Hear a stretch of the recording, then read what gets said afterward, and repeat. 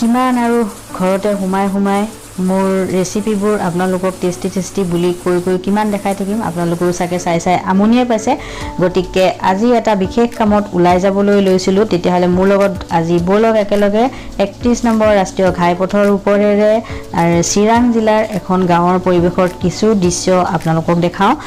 গৈছিলোঁ অৱশ্যে বিশেষ এটা কামত আমি গোটেই গিটা চাৰিটা গৈছিলোঁ আৰু অৱশ্যে মই ভিডিঅ' কৰিম বুলি ভবা নাছিলোঁ কিন্তু তাত যোৱাৰ পাছত পৰিৱেশটো ইমানেই ভাল লাগিলে গতিকে আপোনালোকক মই অকণমান ভিডিঅ' নকৰাকৈ থাকিব নোৱাৰিলোঁ এ চাকচোন হেউজীয়া পৰিৱেশ ইমানেই ভাল লাগিলে মোৰ কিন্তু এই হেউজীয়া পৰিৱেশ বিৰাটেই ভাল লাগে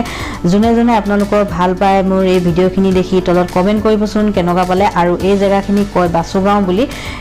এতিয়া অৱশ্যে লকডাউন উঠাই দিলে সেই বুলি যতে ঘূৰি থাকিব নোৱাৰি সঁচা কথা ক'বলৈ গ'লে আমাৰ কিন্তু ভয় লাগে গতিকে সেইভাবে যোৱা নাই আজি ওলাই গৈছো এটা বিশেষ কামত গতিকে চাই থাকিব ভিডিঅ'টো শেষলৈ অৱশ্যে যিহেতু এইবোৰ দেখাইছো যদিও ৰেচিপি এটাটো দেখামি গতিকে চাই থাকিব আৰু শেষত জনাবলৈ নাপাহৰিব যে কমেন্ট কৰি যে আপোনালোকৰ মোৰ এই ভিডিঅ'টো আজি ভিডিঅ'টো কেনেকুৱা পালে তেতিয়াহলে বলক গৈ থাকো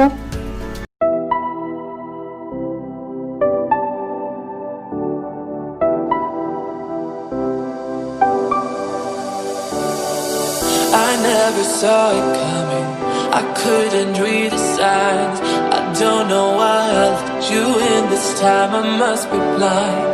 I guess I couldn't trust you, 'cause all you did was lie. Oh no, I have to keep you off my mind. 'Cause of you, I'm wired up. I don't want you. It's time for you to go.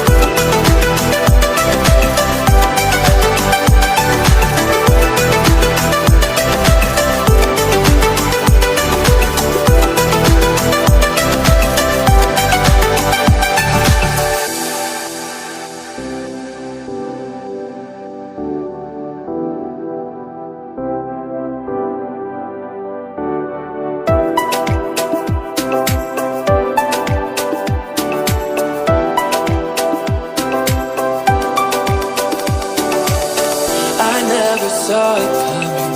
I couldn't read the signs. I don't know why I let you in this time. I must be blind.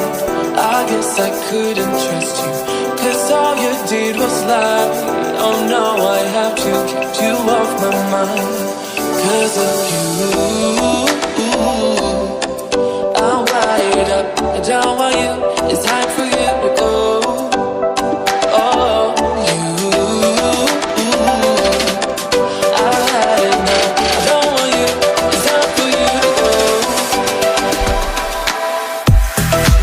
যিটো কামৰ কাৰণে আজি ওলাই গলো ইমান দিনৰ পাছত কামটো হৈ গল আৰু ওলাই গৈ খুবেই ভাল লাগিল আৰু যোৱাৰ সময়ত খুব বৰষুণ আছিল আৰু এতিয়া দেখিছেনে বতৰ খুবেই ফৰকাল আৰু ৰাস্তা কিন্তু বিৰাটেই ধুনীয়া এইফালে হাইৱেখিনি খুব ধুনীয়া